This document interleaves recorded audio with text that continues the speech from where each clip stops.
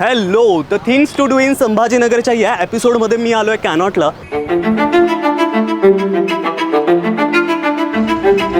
खरं तर दुपारचं जेवण झालंय, रात्रीचं होईलच, पण संध्याकाळी जी भूक लागते त्यासाठी हेवी नाही पण चटपटीत असं काहीतरी खावंसं वाटतं. आणि आज मी ट्राय करणार आहे गोधुलीची दाबेली. गुजरातची दाबेली आपल्या शहरात इंट्रोड्यूस केली ती याच ठक्कर फॅमिलीने.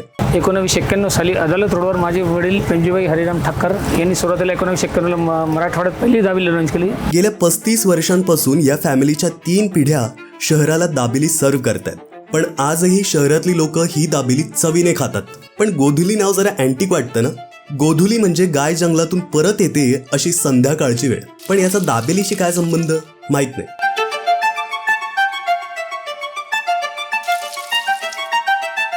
आम्ही जवळपास 25-1 वर्ष झाले असेल ही दाबेली खाऊन. मी कमीत कमी आता 28 वर्ष झालीत मला ते खाऊन.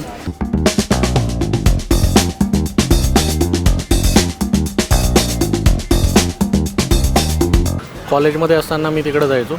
नंतर यांचं इकडं शिफ्ट झालं तर इकडं पण आम्ही यायला लागलो. आम्ही कॅनॉटला 2002 पासून सुरुवात केलेली इकडे.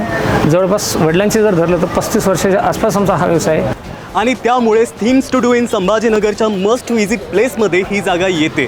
त्यामुळे माझ्या नावावर, माझ्या कशाला काकांच्या नावावर तुम्ही 100% ही दाबेली टेस्ट करू शकता. सो लवकर या, टेस्ट करा आणि कमेंट करून नक्की सांगा कशी वाटली.